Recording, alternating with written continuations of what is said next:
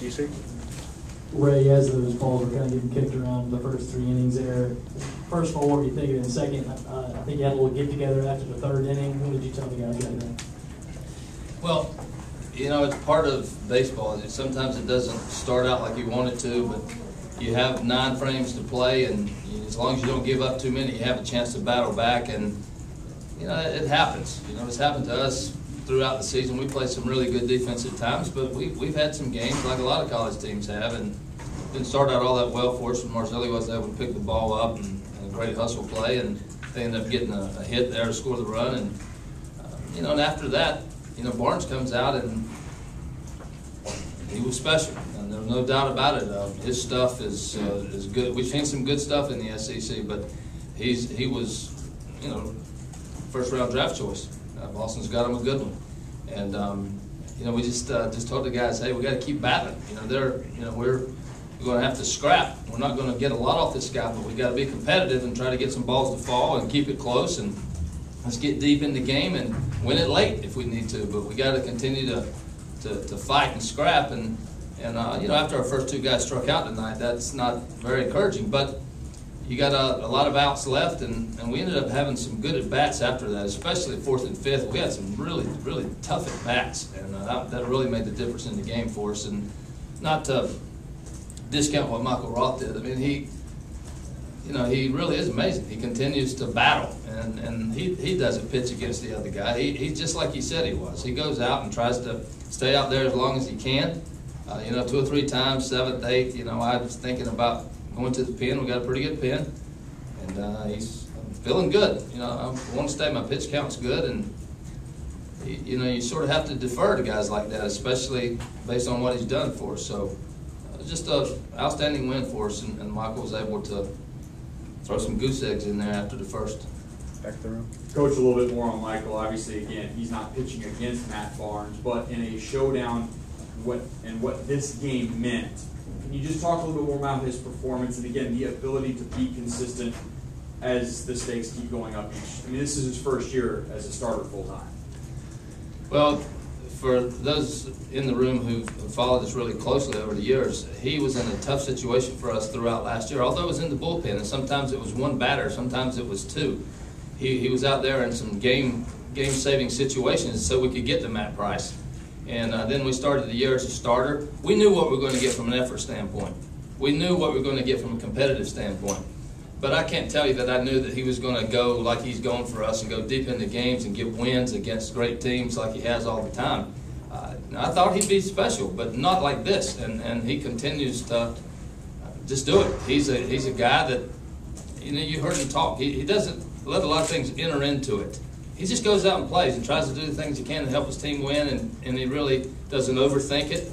Tries to make some pitches and get them off balance, tries to, you know, locate a little bit and play defense. And it has worked in a big way. He's had a special year.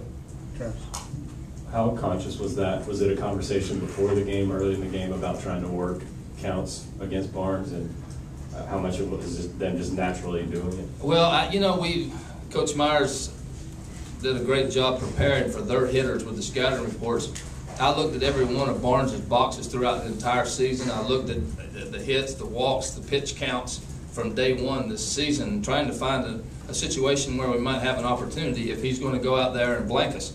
And of course, the way the game started, you just hope that you get to the 6th or 7th maybe with a pitch count where they have to go to the bullpen. Now they got guys in the bullpen that can get you out, but you got to keep it close when you're battling with guys like that. And that was the process that, you know, let's put together some good at-bats. If we have an opportunity where he gets behind, then, you know, we'll try to run the pitch count up a little bit. But we just had some great bats there in the 5th, and you know, I got to give our fans an assist. That was a special atmosphere. We've got great fans. They've been there for us for a long, long time. But it was at a fever pitch tonight when we needed to score. They were helping us. We had more than 9 people going there for a while. Coach, in this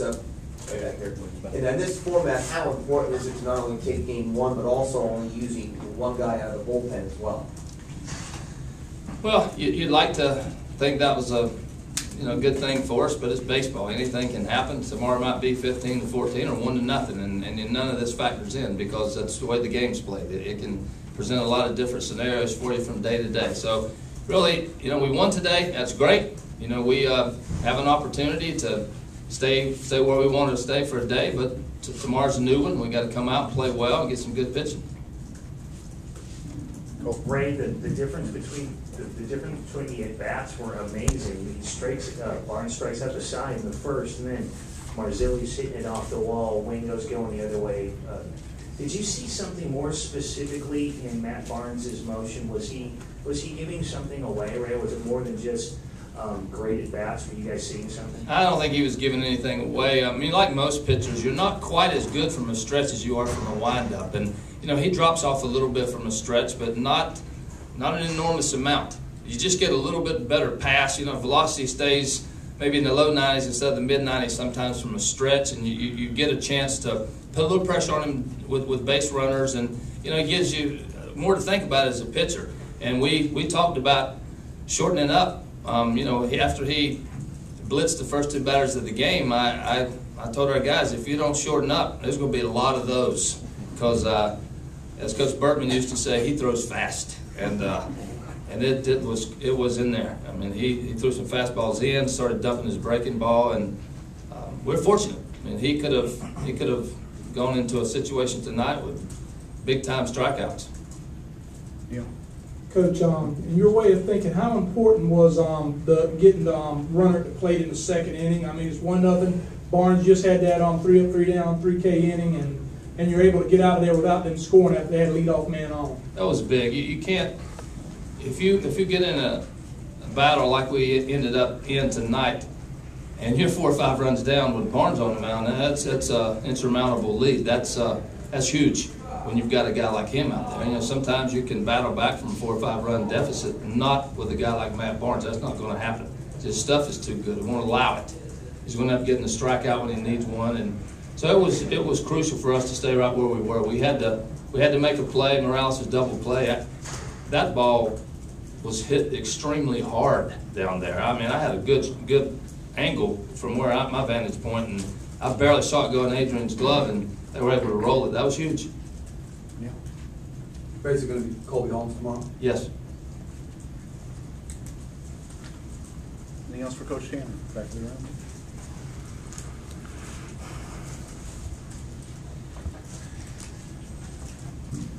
Coach, what do you tell your guys before tomorrow's game? Is it just another game? Take it, just one inning at a time. Is it that simple with what's in front of you?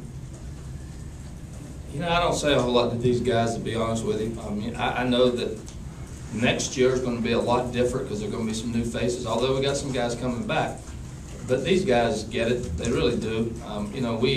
We kicked it around early tonight. There wasn't a lot of panic in the dugout. It was, hey, we got to do a little bit better than this. And there's some maturity, there's some experience, and they know the deal. And we also know we can come out tomorrow and they can run us out of here. I mean, they're that good, and we're not that good, and we know it. Our guys know that. We don't just throw our gloves out. We have to play well, and we didn't start this game out so well tonight. But Roth battled, and we had a couple of big hits here and there, and a couple of big plays, but our guys know who they are, and we respect the game. We try to play it hard, and we created a few things on the bases tonight that helped us out a little bit, but that's what it is, So I don't worry about what happens.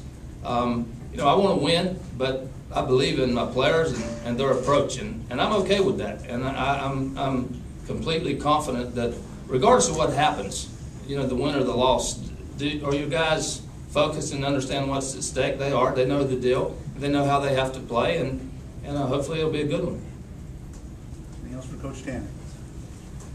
All right, thank you, Coach.